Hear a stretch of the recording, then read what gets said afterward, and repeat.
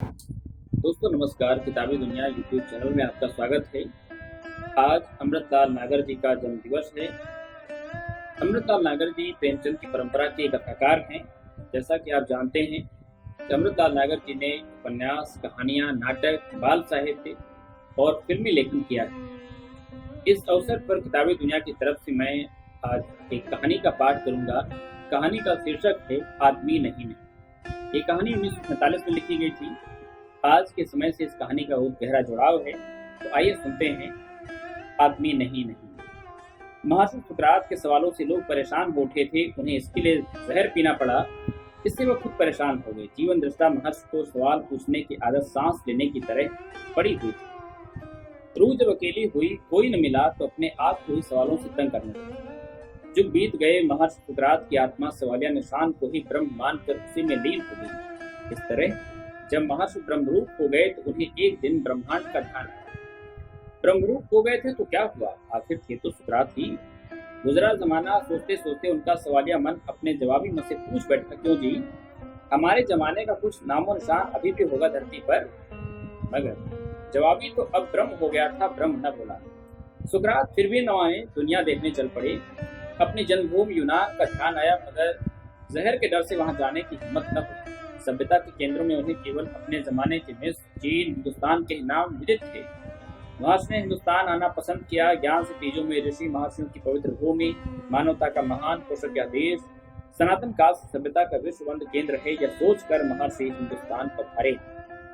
जीवनदर्शी महर्षि जीवन देखने लगे। देखा खेत खलिहानों से आग की लपटें उठ रही हैं, शोर मच रहा है, और जलाओ और जलाओ। सुकरात चिल्लाए, कल भूखों मरोगे, अकाल होगा। जवाब मिला, परवाह नहीं, हम बदला लेंगे। खेत जलाओ, खेत जलाओ। महर्षि ने पूछा, किससे बदला लोगे? भीड़ चिल्लाई, हम हिंदू हैं, हम सिख हैं, हम मुसलमान हैं, हम एक दूसरे से बदला लेंगे। बढ़ो बढ़ो, खेत जलाओ, खेत जलाओ। भीड़ खेत जलाने के लिए फिर दौड़ पड़ी। महर्षि दौड़कर आगे आए, समझाया, खेत न तो हिंदू हैं, न सिख, न मुसलमान, पेट सबका है, अन्न सबका है, आदमी का है।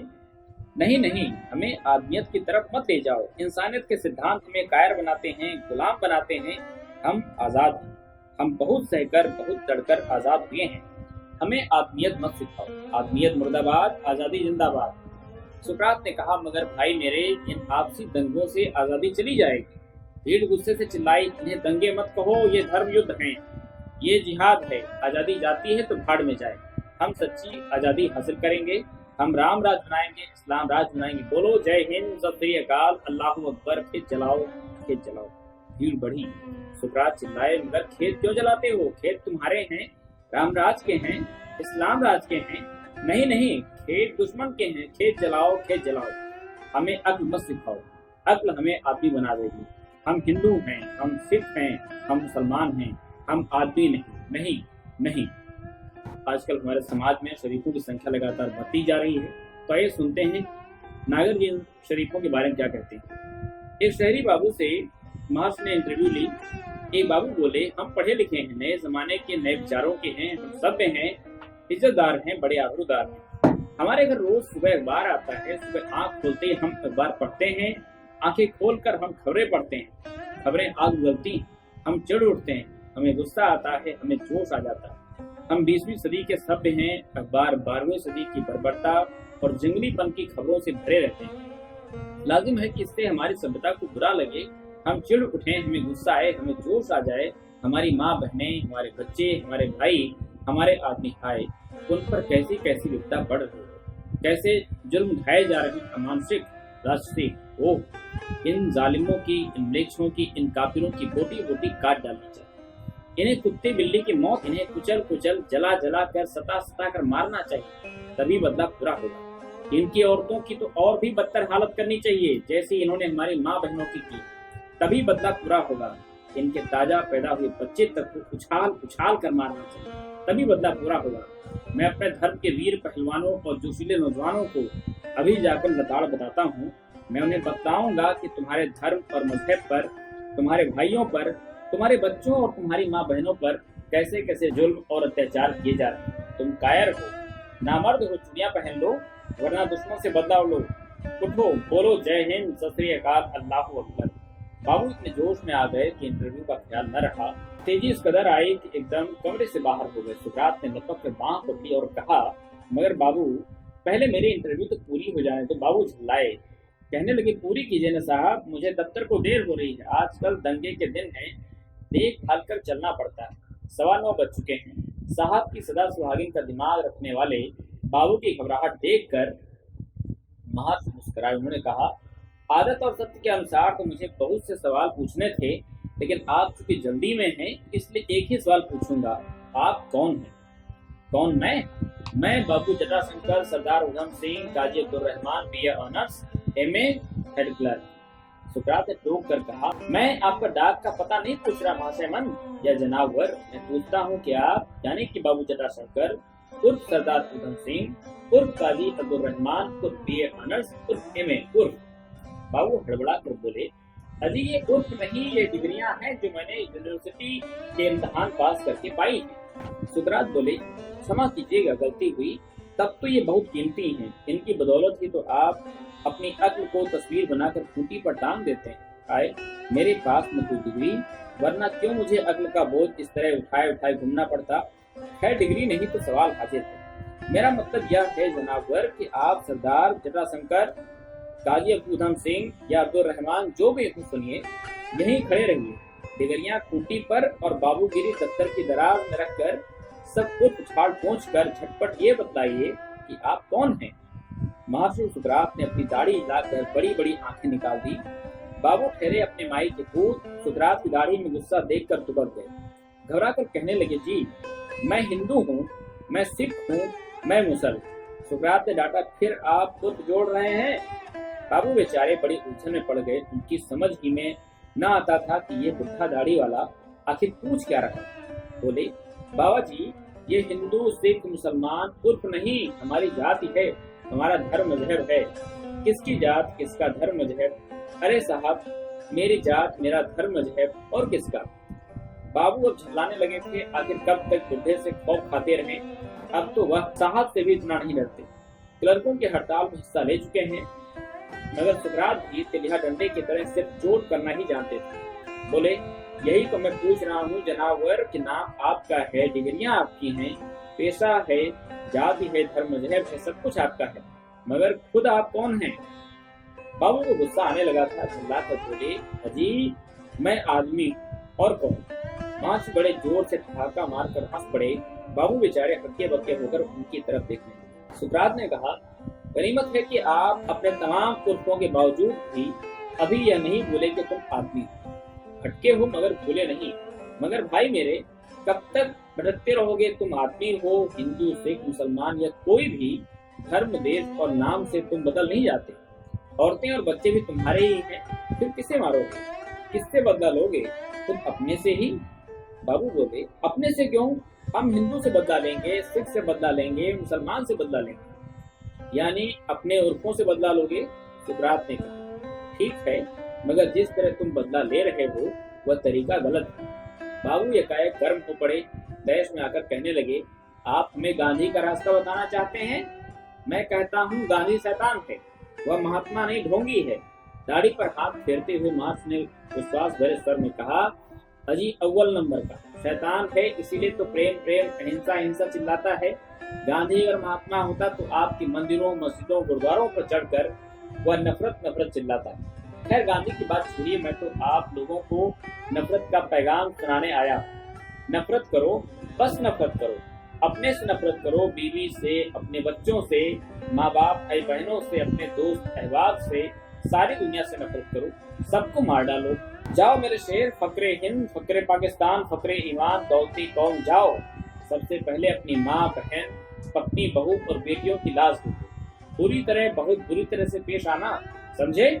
जैसे दुश्मन की माँ बहन पत्नी बहू और बेटियों की लाश दो और फिर उन्हें सता सताकर मार डालो।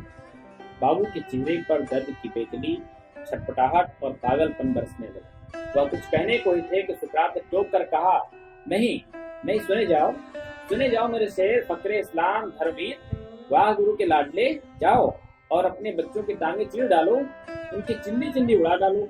वह अगर अब्बा या पिता पिता चिल्लाएं तो रहन न खाना, हरगिज नहीं, क्योंकि रहम और प्यार ये दो नफरत के सबसे बड़े दुश्मन हैं। इनके काबू में ना आना, वरना बदला पूरा न होगा। जाओ, मारो मारो मारो। दुनिया में एक भी हिंदू, सिख और मुसलमान न रहने पाए। एक भी नहीं, तुम भी नहीं, कोई नहीं। और तब ये बूढ़ा सुकरात हिमालय की चोटी पर खड़ा खड़ा देखेगा, रत्न गर्भा भारत भू पर लाशें लाशें लाशें। फिर पहचानेगा ये हिंदू की लाश है, ये सिख की, ये मुसलमान की। अनगिनत आदमियों की लाशें हैं, मगर नहीं, आदमी अमर है। हिंदू मर सकता है, सिख मर सकता है, मुसलमान मर सकता है, यहूदी, पारसी, ईसाई, जैन, बौद्ध मर सकते हैं। हिंदुस्तानी, पाकिस्तानी, चीनी, जापानी, अंग्रेज, हर कौम मर सकती है, हर मजहब मर सकता है, मगर आदमी नहीं, नहीं, नहीं। आज के दौर में हम देखते हैं कि हर नेता अपने आप को धर्म मूर्ति मानता है, और इसके अतिरिक्त जो लोग हैं, जो बाबा लोग हैं, वो अपने को साक्षात धर्म के नुमाइंदे मानते हैं। तो आइए सुनते हैं नागर जी क्या कहते हैं। आदमी के अमृत में दृढ़ विश्वास देकर जहर पीने वाला यूनानी महर्षि आगे बढ़ा। सोने, जवाहरात, अनाज, कपड़ा और विसाख खाने की बड़ी बड़ी व्यापारी कोठियों की चौक में जाकर खड़ा हो गया। ऊंची ऊंची हवेलियां, उनसे भी ऊंचे लक्ष्मी नारायण के मंदिर, जुमा मस्जिद और सोने से मढ़े हुए गुरुद्वारे वहां दिखाई देते थे। संग घड़ियाल की ध्वनि थी, अजान की आवाजें थी, मोटर, ट्राम, बस, हवाई जहाज, हर किस्म की सवारियों की खड़खड़ाहट थी। टेलीफोन, टेलीग्राम, टेलीविजन, रेडियो, सब किस्म का शोर था, और आदमी का शोर उस ठोस गड़गड़ाहट में धुआं धुआं सा गूंज रहा था। आदमी का ख्याल आते ही महर्षि ने सोचा, पहले देख लें, परख लें। महर्षि देखने परखने लगे। बड़े बड़े त्रिपुंड देखे, राम फटाका देखे, रामनामी, राधे श्यामी देखी, माला देखी, तस्वीर देखी, खुदा का नूर देखा, कंघी, कच्छ, गर्द, केश और कृपाण देखी, बड़ी बड़ी तोंदे देखी, खुश नजरें देखी, हरेक के होठों पर खास मिल की बनी हुई मलमली मुस्कान देखी, जिसमें दिल के साथ पर्दे झलक जाते थे। वहां महर्षि ने 4 वेदों की महिमा सुनी, जिन्हें वहां वालों ने कभी भी पढ़ा या देखा नहीं था। महर्षि ने वहां रामायण महाभारत की चर्चा सुनी, पुराण देखे, कामशास्त्र, उपशास्त्र देखे, अर्थशास्त्र, अनर्थ शास्त्र देखे, कुरान हदीस देखे, ग्रंथ साहब बाचा जाता देखा, बड़ा चमत्कार देखा। सत्यनारायण का वहां प्रसाद खाया, मालूम शरीफ के मिश्री बतासे खाए, सत्संग का कड़ा प्रसाद खाया।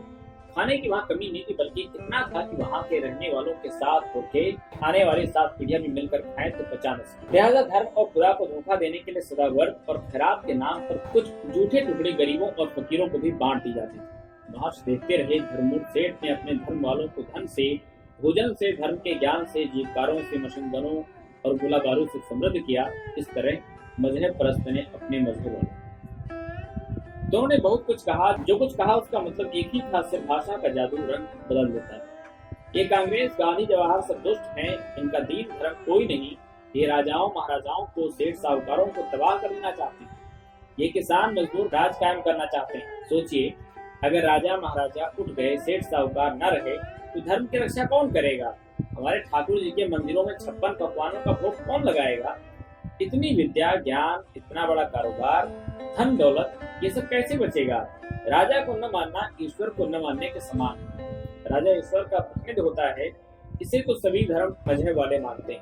हमारे भगवान राजा रामचंद्र स्वयं राजा थे, खलीफा सुल्तान राजा थे, गुरु गोविंद सिंह राजा थे, रंजीत सिंह राजा थे। सोचने की बात है कि अगर राजा न रहे तो प्रजा कहाँ से रहेगी? जमींदार भी राजा के समान ही। अगर ये राजे रजवाड़े जमींदार न रहेंगे तो बेचारी रंडियां कहाँ जाएंगी? इन दुखियारियों को जो पेट की खातिर अपना धर्म बेचती है, इन्हें खाना, गहने और साड़ियां फिर कौन देगा? क्या ये भूखे किसान मजदूर? इन बेचारे शराब वालों की दुकानें बंद हो जाएंगी, उनके बाल बच्चे भूखों मर जाएंगे। बेचारे मुसाफिर लोग दूसरा कोई काम कर ही नहीं सकते। हाय, उनकी कैसी दुर्दशा होगी। फिर हम साहूकार लोग उधार किसको देंगे? ब्याज कैसे वसूल करेंगे? और अगर हम सेठ साहूकार रुपया न कमा सके तो कारोबार रोजगार कहाँ से रहेगा? दुनिया उजड़ जाएगी। इसलिए कांग्रेस का एक किसान मजदूर राज हमारे सनातन धर्म के विरुद्ध है। इसको जड़ से उखाड़ दीजिए। कांग्रेस हिंदुओं और सिखों की शत्रु है, गांधी हिंदुओं का दुश्मन है। कांग्रेस को उलट दो, मुसलमानों का नाश करो, फिर से परम पावन राम राज्य स्थापित करो। उठो क्षत्रिय वीरों, भीम अर्जुन की संतानों, उठो। म्लेच्छों का मान मर्दन करो, राक्षसों का संहार करो। हमारे मंदिर शंखनाद पर तुम्हें जगा रहे हैं। हमारा श्रेष्ठ सनातन धर्म तुम्हें कर्तव्य का ज्ञान करा रहा है। हमारी प्यारी गौ माता निष्ठुर कसाई की छुरी के नीचे दबी हुई चिल्ला रही है, हा हिंदू, हा पुत्र, तुम कहाँ हो? मेरी रक्षा करो, मेरे दूध की लाज रखो। हमारी प्यारी भारत माता बिलक बिलक कर तुम्हें पुकार रही है। कि हाय मेरे कपूतों ने मेरे हृदय को चीर कर उसके 2 टुकड़े कर दिए, इन्हें कौन फिर से जोड़ेगा। तुम भारत माता के सपूतों, भीम अर्जुन की संतानों, उठो, बोलो श्री सनातन धर्म की जय, भारत माता की जय, जय हिंद। और इस कांग्रेस को खत्म। हमसे पैसा लो, खाना कपड़ा लो, तो बंदूकें तलवारें लो, जाओ और हमारे लिए हिंदुस्तान के तमाम मिले, हिंदुओं का तमाम कारोबार ले आओ, काफिर किसानों को हमारा गुलाम बना दो।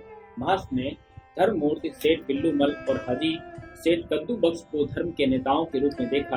उन्हें मुक्त हस्त से रुपया पैसा गोला बारूद बांटते थे।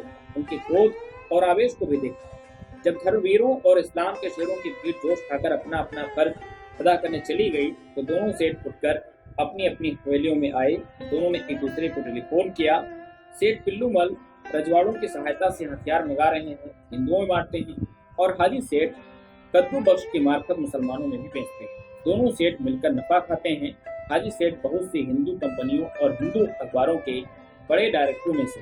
धर्ममूर्ति सेठ पिल्लूमल जी ने मुसलमान व्यवसायियों के साथ करोड़ों का ब्लैक मार्केट किया है।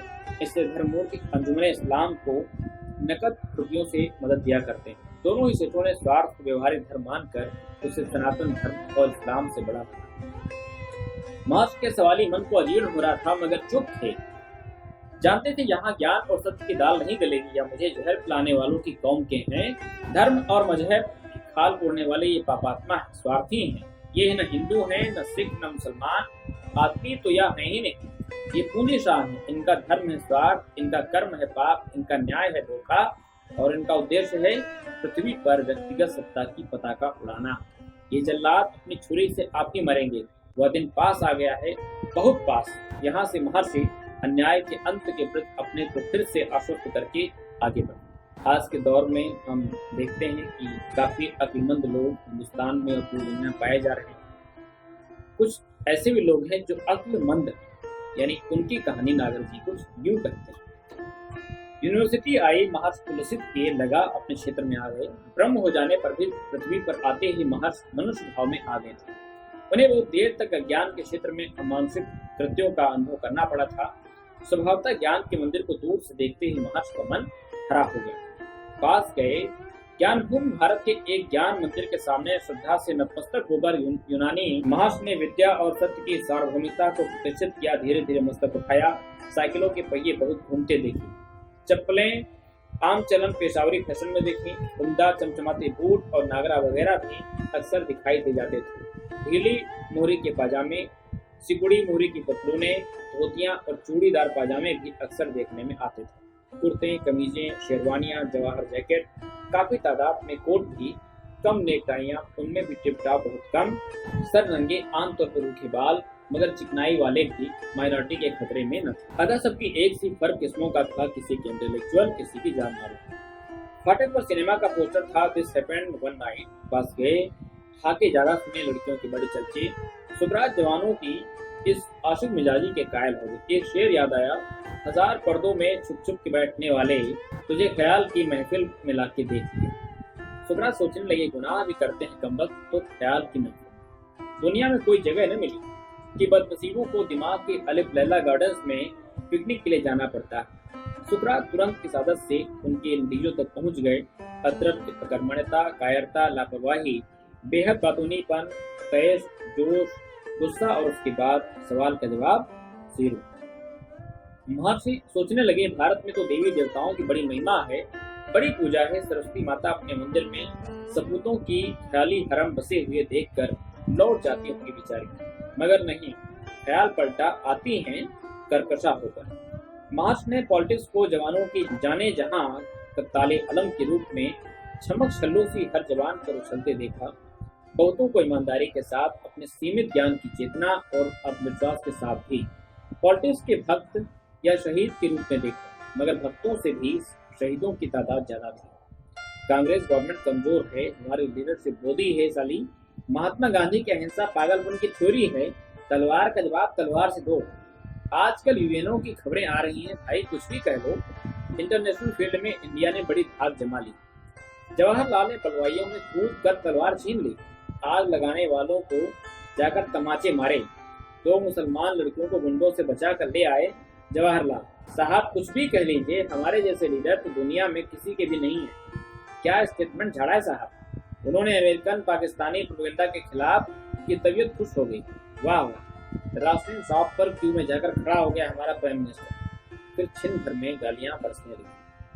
बस हिंदुओं पर ये अत्याचार और रौबाजी करना जानते हैं, ट्रेटर गद्दार साले। नोआखाली वेस्ट पंजाब में हिंदुओं और सिखों की मां बहनों पर, बिहार गढ़मुक्तेश्वर और ईस्ट पंजाब में मुसलमानों की मां बहनों पर जो अत्याचार हुए हैं, उनका बदला एक दूसरे की मां बहनों से लेने का जोश उन जवानों में बेहद था। सुकरात बहुत देर तक कोने में छिपे से खड़े सुनते रहे। किसी ने खास ध्यान भी न दिया। सुकरात नए जमाने के विश्वविद्यालय और विद्यार्थियों को पहली बार देख रहे, इसलिए सतर्क और विचारमग्न थे। उन्होंने जवानों के राजनीतिक, दार्शनिक और चारित्रिक विश्वास पल पल में गिरगिट से रंग बदलते देखे। दिन भर में 4 बार कपड़े न बदलें, 4 फलसफे बदल लिए। घड़ी में सोशलिस्ट, घड़ी में नेशनलिस्ट, घड़ी में हिंदू सभाई लीगी, हिंदुस्तानी पाकिस्तानी, घड़ी में इंटरनेशनलिस्ट, घड़ी में इंसान, फिर हिंदू, फिर सिख, फिर मुसलमान। सुकरात के ध्यान में साइकिलों के बहुत से घूमते हुए पहिए दिखाई देने लगे। मजा आ गया। एक बार स्वर्ग में अकबर इलाहाबादी के साथ सुकरात की बैठक जम गई थी। दोनों दाढ़ीबाजों ने घंटों बातों के मजे ले लेकर दाढ़ियों पे हाथ फेरे थे। सुकरात को मौके का एक शेर याद आया, जैसा मौसम हो मुताबिक उसके मैं दीवाना हूँ, मार्च में बुलबुल हूँ और जुलाई में परवाना हूँ। मार्च को मजा आ गया। सुकरात की सुकरातियत जागी, चौड़े में आए। धीरे धीरे मस्ती के साथ दाढ़ी पर हाथ फेरते हुए उन्होंने विद्यार्थियों से पूछा, आप यहाँ पढ़ने आते हैं? जी नहीं, घास छिलने। दिखाई नहीं देता आपको? एक जवान ने नारंगी चूसते हुए इत्मीनान से कहा। सुकरात ने भी उसी इत्मीनान से जवाब दिया, वह तो खैर दिखाई देता है, मैं सहज अपने सवालों की पहली कड़ी से चलना चाहता था। अबे सीआईडी का दरोगा है क्या? एक ने आवाज कसी। दूसरा सुकरात को सर से पांव तक इम्तिहानी नजर से घूर कर बोला, सूरज से तो मरघट का रोज नामचर दर्ज करने वाले दिखाई देते हैं, आप कौन है? सुकरात। सुकरात ने दाढ़ी पर हाथ फेरते हुए कहा। सुकरात कौन? एक आदमी। पेशा क्या है? सवाल करना। क्या सवाल है? यहाँ क्यों आए हो? शामत। दाढ़ी घसीट लाई। सफेद दाढ़ी को अक्सर इल्म से प्रेम होता है, ज्ञान का मंदिर समझकर यहाँ चला आया था, मगर देखता हूँ मैंने समझने में भूल की थी। भूल कैसी? यही यूनिवर्सिटी है। काहे की यूनिवर्सिटी भैया? अज्ञान की। सुकरात जरा आगे बढ़ा। अज्ञान क्या? एक ने तिनक कर पूछा। ऐसे ज्ञानी हो गए कि अज्ञान को नहीं जानते?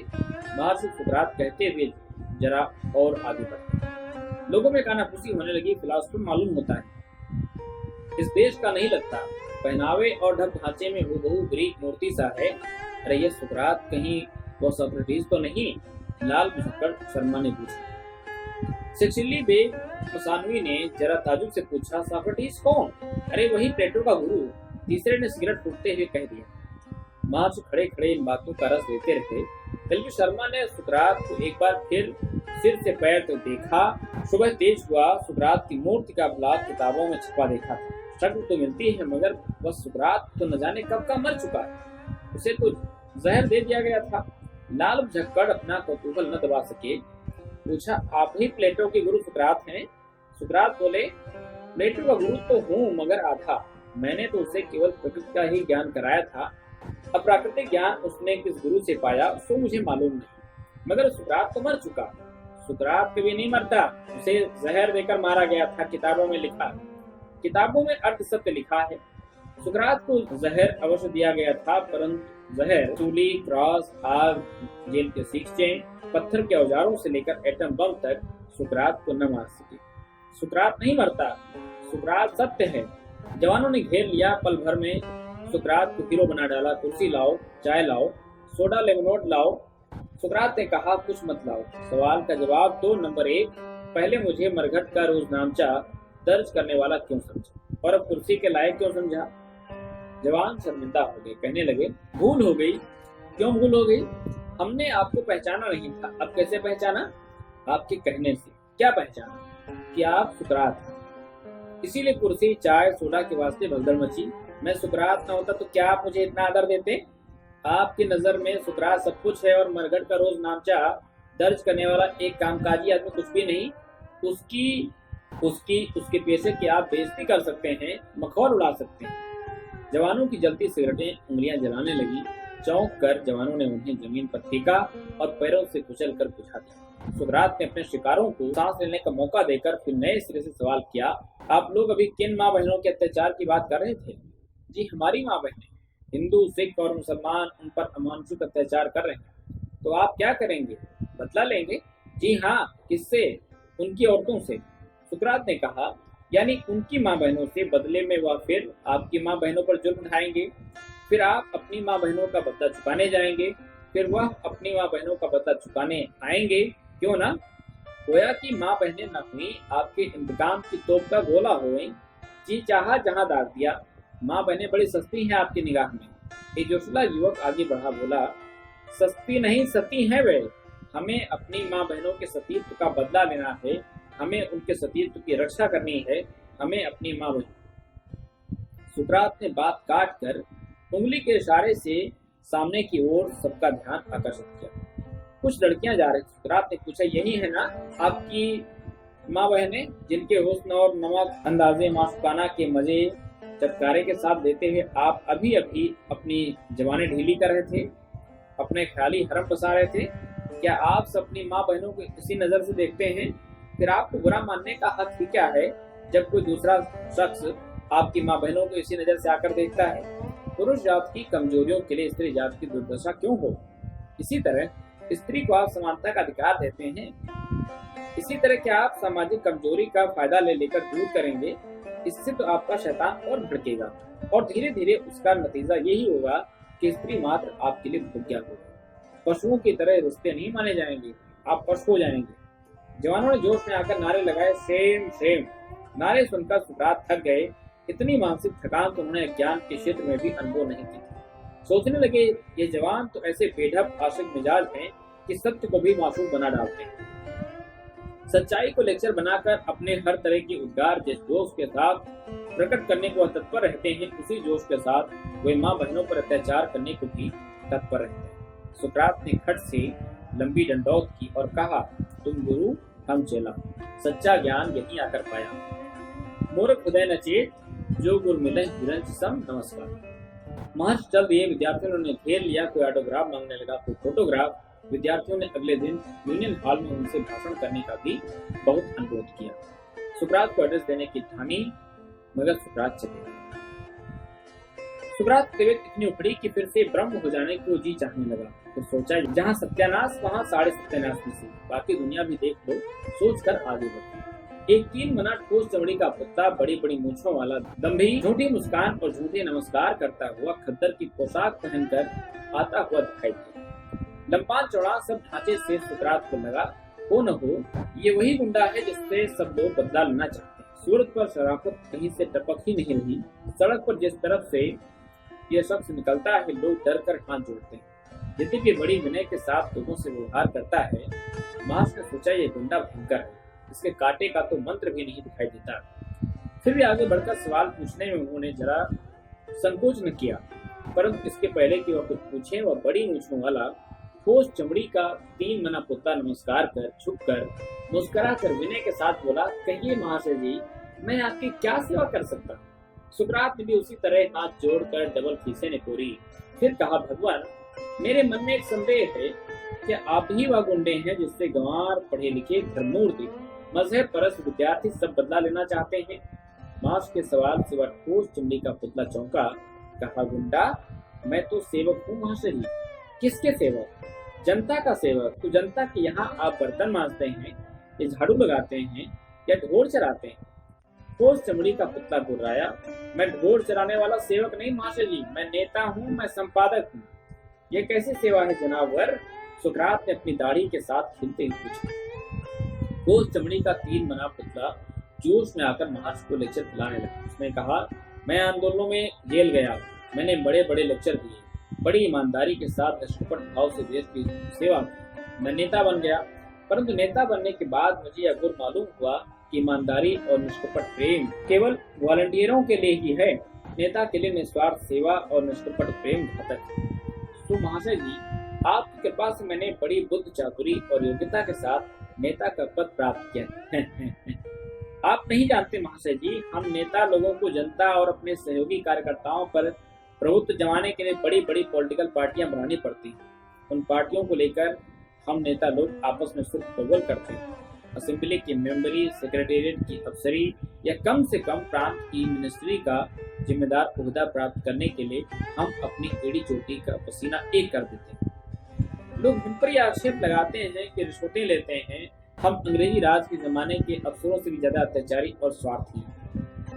सो महाशय जी, इसमें भी जनता की सेवा का ही एक भाव आप समझिएगा। बात यह है कि अंग्रेजी अफसरों ने हमारे ऊपर अत्याचार किया था, इससे हम में नई चेतना और क्रांति आई थी। अब यदि हम अत्याचार न करें तो लोगों में नई चेतना और नई क्रांति कैसे उत्पन्न होगी? रही रिश्वत लेने की बात, सो उसके विषय में हमारा विचार यह है कि हम ब्लैक मार्केट वाले सेठों से रिश्वतें लेकर ब्लैक मार्केट को बढ़ावा देकर सच्ची लगन से अपने और कांग्रेस की सेवा करते हैं। कांग्रेस की सेवा देश की सेवा, देश की सेवा जनता की सेवा। इसलिए हमारा रिश्वतें लेना जनता की सेवा करने के भाव से ही होता है। सोचिए, हम कांग्रेस फंड के लिए दर दर पैसा मांगने नहीं भटकते, एक मुश्त किसी भी सेठ से ले लेते हैं, उससे हमारा भी कल्याण होता है और कांग्रेस का भी। कहावत प्रसिद्ध है कि जिसका खाइए उसी का गुण गाइए, इसलिए हम अपनी जनता का गुणगान करते हैं, अपनी जनता का मन हथेली में लिए घूमते हैं। गांधी जी और पंडित जवाहरलाल नेहरू ये काम थोड़े ही कर सकते हैं, वह तो बस हमारी जनता को डराना धमकाना ही जानते हैं। कहने को तो ये बड़े बड़े नेता हैं, परंतु न तो इन्हें नेता बनने की कला ही मालूम है और न दांव पेच के अखाड़े। इसीलिए तो कांग्रेस मुस्लिम लीग से हार गई। इस हार से हमारी जनता बहुत दुखी है। हमारी जनता नहीं चाहती कि इस पराजय के बाद उसे अब 19 किसानों और मजदूरों से भी हार खानी पड़े, जिनके नेता बनकर हम सेठों के सेवक हैं। इसीलिए हम अखबार निकाल कर अपनी जनता के गुण गाते हैं। हमारी जनता सेठ महाजनों की जनता है, इसलिए हमारी जनशक्ति प्रबल है। हम नेता उसी प्रबल जनशक्ति के सहारे अपने तोंद की चर्बी बढ़ाकर जनता के सेवक कहलाते हैं। तो समझे महाशय, हम गुंडे नहीं हैं, पॉलिटिशियन हैं, संपादक हैं, नेता हैं, सेवक हैं। सुकरात ने दाढ़ी हिलाकर कहा, हाँ जनावर, आप सब कुछ हैं, फकत आदमी नहीं है। ठोस चमड़ी का नेता गंभीरता के साथ सिर हिलाकर बोला, हाँ आप ठीक कहते हैं महाशय, मैं आदमी नहीं बड़ा आदमी हूँ। सुकरात बोले, वामन नहीं महापाप, आप धन्य हैं, जाइए मुर्दा जनता का कफन खसोटिए, अपने तोंद की चर्बी बढ़ाइए, लेकिन कब तक? कहकर महर्षि सुकरात दाढ़ी पर हाथ फेरते हुए अनमने भाव से आगे बढ़ गए।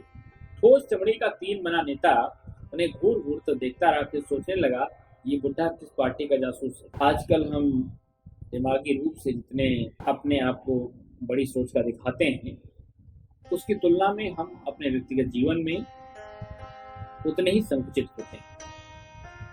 आइए सुनते हैं नागर जी, हम चौड़े बाजार सकड़ा। सुकरात को आगे चलकर फौजी वर्दियां पहने हुए नौजवान दिखाई दिए। पता लगा कि वे राष्ट्रीय स्वयंसेवक संघ और मुस्लिम नेशनल गार्ड के जोशीले और बहादुर जानसार सिपाही हैं। महर्षि को ये भी पता लगा कि ये लोग इतने वीर, निडर और जोशीले कौमपरस्त हैं कि महज अफवाहों को सुनकर ही आपस में खून की नदियां बहा डालते हैं। ये बहादुर इतने अक्लमंद है कि कौवे के पीछे दौड़ दौड़ कर अपना कान आप ही काट लेते हैं और फिर भी कौवे को ही दोषी ठहराते हैं। इन लोगों को अपनी बेवकूफी पर इतना विश्वास है कि दूसरों से अक्ल की बात सुनना भी ये लोग पसंद नहीं करते। सुनाने जाओ तो छुरी दिखाते। सुकरात को देखते ही नौजवान लपके। इससे पहले कि सुकरात उनसे कुछ सवाल पूछें, उन कौम परस्त बहादुरों ने उन्हें खेल कर हजारों सवाल एक साथ पूछ डाले। तुम कहाँ के शरणार्थी हो बुढ़े? ईस्ट पंजाब के कि वेस्ट पंजाब के? तुम्हारे ऊपर हिंदुओं ने, सिखों ने, मुसलमानों ने कौन कौन से अत्याचार किए?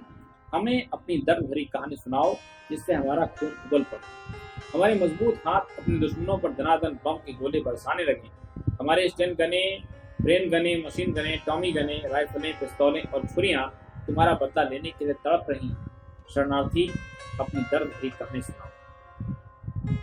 महर्षि सुकरात ने दर्द से गर्दन डाल दी, फिर धीरे धीरे टूटी हुई आवाज में कहने लगी, हाँ भैया, मैं शरणार्थी हूँ। हैवानियत ने मुझसे मेरी धरती छीन ली है, मेरा घर द्वार छीन लिया है, मेरी माँ बहनों को बेइज्जत किया है, मेरे दुधमहे बच्चों को मौत की घाट उतारा है। हैवानियत ने मेरे लाखों करोड़ों भाइयों का धर्म जबरदस्ती बदल कर उन्हें हैवान बना दिया है। हैवानियत ने इंसान की अक्ल को जला दिया है, दफना दिया है। हैवानियत अब मुझे भी हैवान बनाना चाहती है। वह चारों ओर मुझे घेरे हुए है। मैं तुम्हारी शरण में आया हूँ, मुझे हैवानियत से बचाओ। इस नए किस्म के शरणार्थी की दर्द भरी कहानी सुनकर उन बहादुर कौम परस्तों का खून तो क्या अक्ल भी ना उगली। अपनी सरपकाहट को डिसिप्लिन से दबाकर कौम परस्तों में से एक ने पूछा, आप कौन हैं? सुकरात ने कहा, मैं आदमी हूँ। कौम परस्त ने झपट कर कहा, पूरा नाम बतलाओ। आदमी राम या आदमी सिंह या आदमी हुसैन, कौन हो तुम? सुकरात बाबू का नाम बताना याद आ गया। चट से कहा, मेरा नाम राम सिंह हुसैन आदमी है। इस नाम से कौम परस्त बड़े चकराए। उन्हें गुस्सा भी आया। उन्होंने सोचा, हो न हो ये बुढ़ा दुश्मन का जासूस है। ये ख्याल आते ही कौम परस्तों का खून उबल पड़ा। लाल आंखें करके वे लोग मार्च की तरफ बढ़े। किसी ने उनकी दाढ़ी खींची, किसी ने गर्दन नापी। जोशीले कौम परस्तों ने मार्च को अचार के घड़े की तरह पकड़ पकड़ कर हिलाना शुरू कर दिया और पूछने लगे, बोल बुढ़े, बोल साले, तेरा धर्म मजहब कौन सा है? इतनी दुर्गत होने पर भी महर्षि टस से मस नहीं। कहते ही रहे, मैं आदमी हूँ, आदमी हूँ, आदमी हूँ। मेरा धर्म आदमियत है। मैं अपना धर्म नहीं छोड़ूंगा। मैं सत्य का मार्ग नहीं छोड़ूंगा। महर्षि की यह जिद, उनका धर्म और उनकी जात सुनकर कौम परस्त बड़े चकराए। हार कर उन्होंने महर्षि का गला छोड़ दिया। उनका बैर तो हिंदू मुसलमान, सिख मुसलमान नामों में से एक दूसरे के अपरिचय, परायेपन, शंका तथा भय से था। आदमी धर्म को मानने वाले आदमी सुकरात का गला उन्होंने छोड़ तो दिया, मगर शंका न गई। आदमी और उसके आत्मीयत धर्म के उनके मन में विश्वास भरा कौतूहल था। वे लोग कशोपेश में पड़ गए। अचानक एक कौम परस्त राष्ट्रीय स्वयंसेवक को अपने पड़ोस में रहने वाले एक लेखक की याद आ गई। यूं तो उस लेखक को मोहल्ले में सब लोग घनचक्कर कहते थे, मगर उसके मुंह से अक्सर सत्य और मानवता और आत्मीयत किस्म के शब्द सुनाई पड़ जाते थे। इसलिए वह राष्ट्रीय स्वयंसेवक अपने कप्तान से हुक्म लेकर फौरन जाकर उसे बुला लाए। लेखक महाशय सुकरात की परीक्षा होकर आए थे। अपने मोटे चश्मे के अंदर से उन्होंने मार्च को आंख लड़ा कर देखा और अपनी महीन आवाज से पूछा, आप कौन वादी? मार्च ने कहा, मैं संवादी हूँ। आप क्या पंचम हैं? कहकर महर्ष की आंखें शैतानियत से मुस्कुराईं। लेखक महोदय महर्ष के इस प्रश्न को एक सेकेंड तक समझ न पाए। फिर चौंक कर जब ख्याल पहुंचा तो मोटे चश्मे के अंदर से उनकी आंखें बिज्जू की तरह निकल पड़ी। अपनी महीन आवाज की सीमा में गरज कर उन्होंने कहा, हे वृद्धवर, आपने मुझको क्या समझ रखा? मैं सारा हिंदी शब्द सागर बोलकर पी चुका हूँ। पंचम भंगी को कहते हैं, ये मैं जानता हूँ। अरे बुढ़े खुसट, तूने मुझे भंगी कह दिया है। मैं तेरे ऊपर एक प्रगतिशील लेख लिखूंगा, क्रांतिकारी कविता लिखूंगा। मैं अपनी लौह लेखनी से तेरी पोल खोलने के लिए बड़े बड़े उपन्यास और कहानियां लिखूंगा। मैं लेखक हूँ, लेखक। सुकरात ने कहा, भैया रे, ऐसे लेखक को तो भंगी पहले ही होना चाहिए। लेखक क्या भंगी नहीं होता? नहीं, लेखक मानवतावादी होता है, राष्ट्रवादी होता है। महर्षि बड़ी नरमी के साथ पूछने लगे, तो भैया लेखक, आज तुम अपने मानवतावाद को लेकर कहाँ छिपे बैठे? मैं आजकल शाश्वत सत्य का चिंतन कर रहा हूँ। लेखक ने अनंत की ओर देखते हुए गंभीरता पूर्वक उत्तर दिया। शाश्वत सत्य क्या है? सुकरात ने पूछा। शाश्वत सत्य? लेखक ने शास्त्र कहा, अरे आप शाश्वत सत्य को नहीं जानते? यही तो हम लेखकों की जान है। इसी पर तो हमारा मानवतावाद, साम्यवाद, प्रगतिवाद, असमस्त बाधा विवाद टंगा हुआ है। शाश्वत सत्य परम सत्य है, वह अनित्य है। अनित्य क्या है? सुकरात ने पूछा। जो नित्य न हो, लेखक ने कहा। नित्य क्या नहीं होता? सुकरात ने पूछा। यही तो मेरे चिंतन का विषय है वृद्धवर। मैं यही सोच रहा हूँ कि नित्य क्या नहीं होता। लेखक ने चिंता में मग्न होकर कहा। सुकरात ने पूछा, कब तक सोचते रहोगे लेखक? लेखक ने बड़ी मजबूरी के साथ कहा, जब तक यह नित्य अनित्य न हो जाए। और तुम्हारा मानवतावाद? सुकरात ने पूछा। वह तो शाश्वत है। लेखक ने सरलता पूर्वक समस्या हल कर दी। सुकरात की आवाज में उत्साह न रहा। थके हुए स्वर बोले, अच्छा है, तुम शाश्वत को अपनी कल्पना में सुलझाते रहो और सत्य को नित्य में खो जाने दो। जब मानव न रहे तो मानवतावाद का प्रचार करना तुम्हें सहूलियत होगी। मुर्दों से बढ़कर शांत मानव तुम्हें पृथ्वी पर और न मिलेगा। तुम मृत्यु में शाश्वत सत्य को देखना और खुद भी मुर्दा हो जाना। लेखक ने तुनक कर कहा, तो क्या आप चाहते हैं कि हम अपनी लेखनी से नित्य का उल्लेख करें?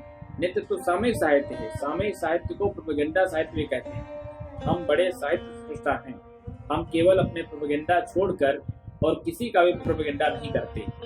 हम शाश्वत सत्य की खोज में रहा करते हैं। हम उन जटिल और गूढ़ समस्याओं पर विचार किया करते हैं जो कल की दुनिया के सामने आने वाली है। पर आज की समस्याओं के विषय में आपका क्या विचार है? सुकरात ने बड़ी विनय के साथ पूछा। लेखक ने आत्मगौरव से दब कर अपनी महीन आवाज में भरसक गंभीरता लाकर कहा, आज की समस्याओं के विषय में तो मैं अपने विचार 10 वर्ष पहले ही प्रकट कर चुका हूँ। मैंने अपने उन गंभीर विचारपूर्ण ठोस लेखों में सब बातें स्पष्ट कर दी थी। देखिए, हंस, माधुरी, सरस्वती, विशाल भारत वगैरह वगैरह। बस फला फला, अंक फला फला, पेश फलाते। तमाम जोशीले कौम परस्त हिंदू सिख मुसलमान इस शाश्वत अशाश्वत के झगड़े में निकम्मे बने खड़े थे। युद्ध क्षेत्र में योद्धाओं को निकम्मा खड़ा रहना खलता है। राष्ट्रीय स्वयंसेवकों के कप्तान ने बुगल बजाया। एक राष्ट्रीय स्वयंसेवक फौरन अपनी जगह से चाबीदार कुत्ते सा घूम पड़ा और वाम दक्ष लेफ्ट राइट करता हुआ लेखक के पास पहुंचा। खट से दोनों पांव जोड़कर खड़ा, पैदरा बदलकर पिस्तौल निकाली। फितरी ढंग से हाथ उठाकर पिस्तौल की नोक के सामने लेखक से पूछा, पता लगाया कौन है? लेखक ने घबरा कर विनयपूर्वक कहा, बंधुवर्य, किसी सज्जन पर पिस्तौल तानना मानवतावाद के विरुद्ध, कृपया इसे मेरे सामने से हटा लीजिए। स्वयं सेवक वैसे ही खड़ा रहा। शरीर भर में केवल ऊँटी हिले। ये नहीं हो सकता, ये कौन? ये जी ये तो नित्यवादी है। नित्यवादी क्या? जी ये नित्य में सत्य को देखता, मैं अनित्यवादी हूँ, शाश्वत सत्य देखता हूँ। साफ साफ कहो, इसमें कोई बुराई है? नहीं, वैसे तो बुराई नहीं है, परंतु मेरे दृष्टिकोण से बुरा है। किसके हक में बुरा है? हिंदू धर्म के हक में, सिखों के हक में, इस्लाम मुस्लिम मिल्लत के हक में। किसके हक में? यह आत्मीयत धर्म मानने वाला बुढ़ा बुरा है। जल्दी कहो।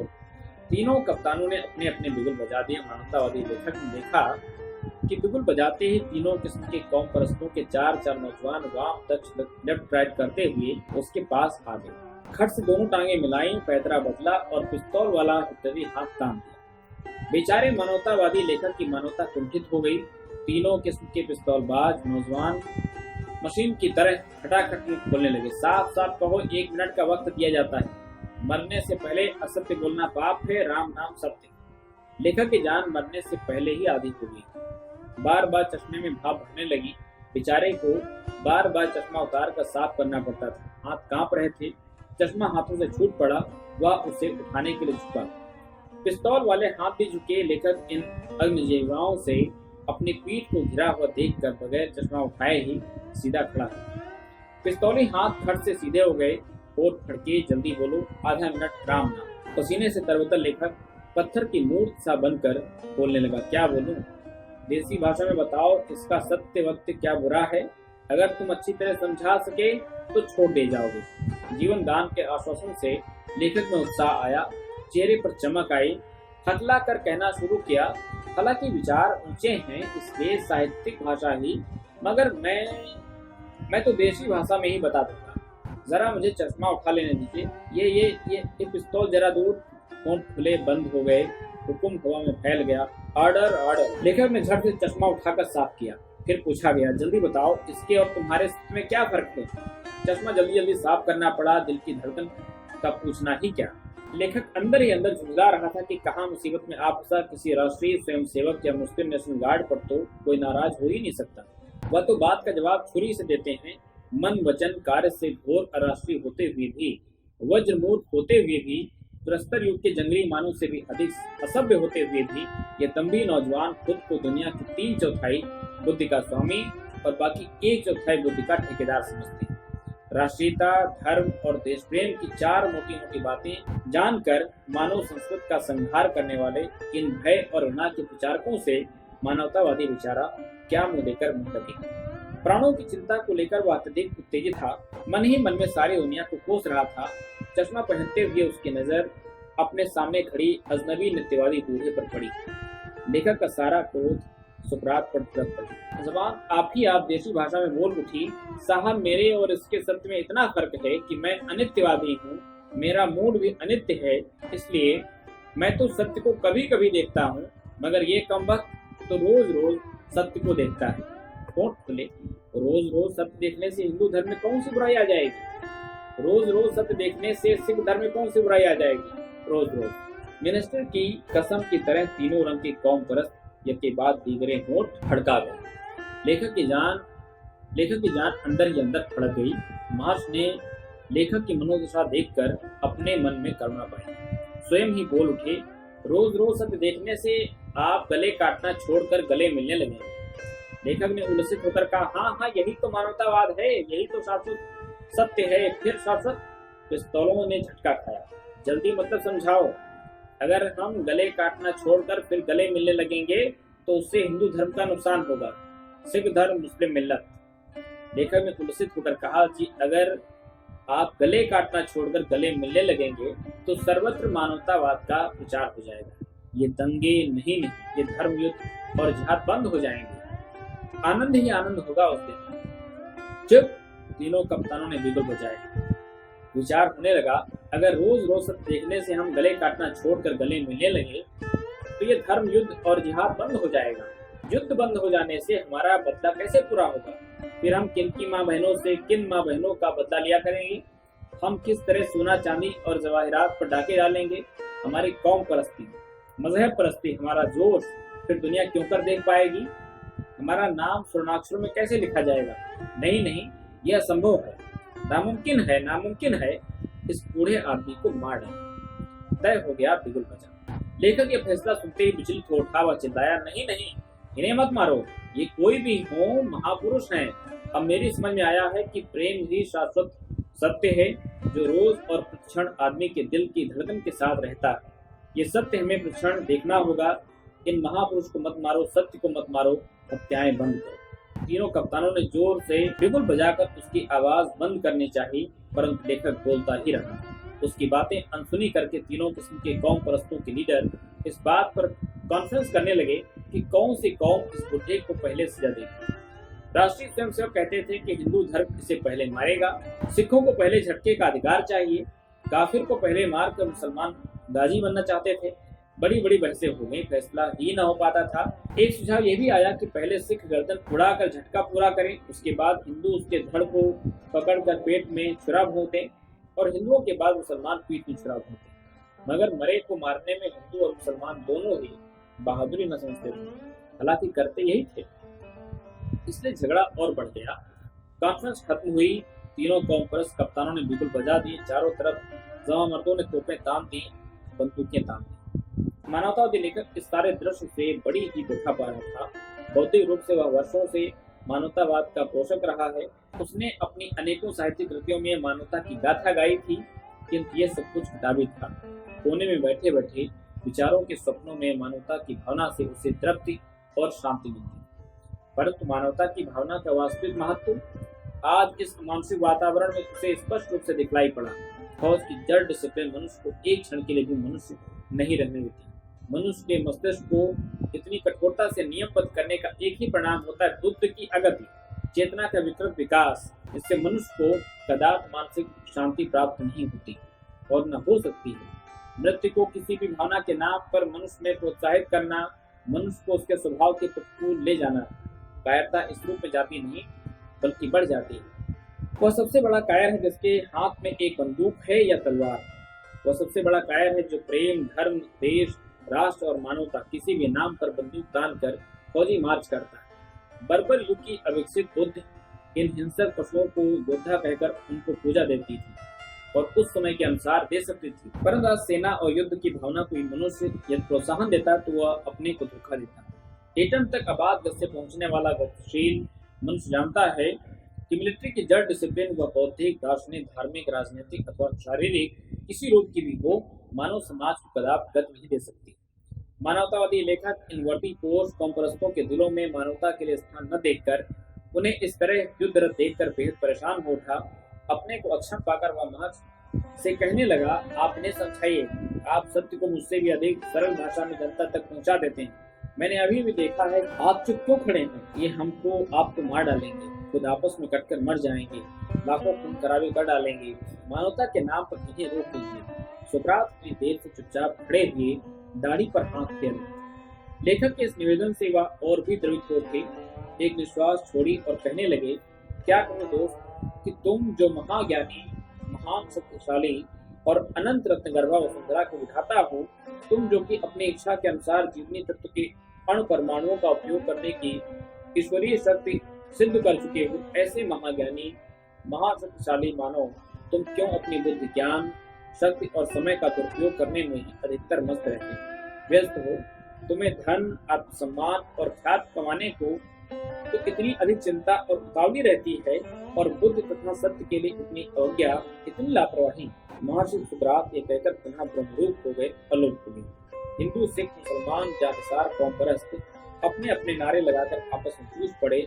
सुकरात के लोप हो जाने से उनके धर्मयुद्ध और जिहाद में कोई फर्क नहीं आया। सुकरात तो महज एक बहाना थे, लोगों को लड़ना था, मरना था। धर्मयुद्ध और जिहाद का रूप धीरे धीरे उग्र और भयंकर होने लगा।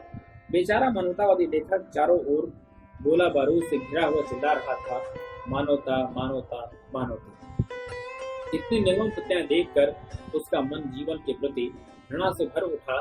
जीने से उसे अनिच्छा हो गई और गोलियों की बौछारों के बीच में लेखक की इच्छा पूरी हुई। अंतिम सांस तक उसने अपना मानवता न छोड़ा।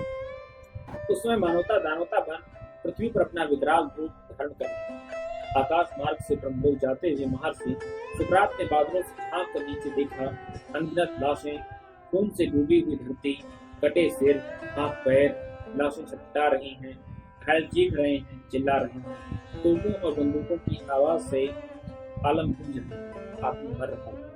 रच रच कर चुनवाई गई अटारियां, महल दुमहले, हवेलियां, मंदिर, मस्जिद, गुरुद्वारे, पुस्तकालय, स्कूल, कॉलेज, फैक्ट्रियां, कच्ची पक्की झोपड़ियां आग की धूल लपटों को उगल उगल कर उन्हें आसमान की तरफ बढ़ा रही। आदमी का घर जल रहा है, आदमी की विद्या जल रही है, आदमी का कर्म क्षेत्र जल रहा है। पुरुषों के पाशविक अत्याचारों से, पुरुषों के हिंसक दिमाग की असंख्य अमानसिक सूझों से लाख लाख तरीके से सताई गई, खेली तोड़ी मरोड़ी गई निरीह नारी अपना सब कुछ गंवा कर पछता का यह तांडव देखकर हिंदू, सिख, मुसलमान, इंसान की माँ नारी आज प्रीत दासी की तरह निरादृत है, लाचार। इंसान की माँ मर रही है। इंसान की सहरमणी पछता और अप्राकृतिक कठोरता से त्रस्त होकर रस और भावों से जड़ पड़े। समाज की मर्यादा पुरुष की अर्धांगी नारी के साथ ही टूट रही है।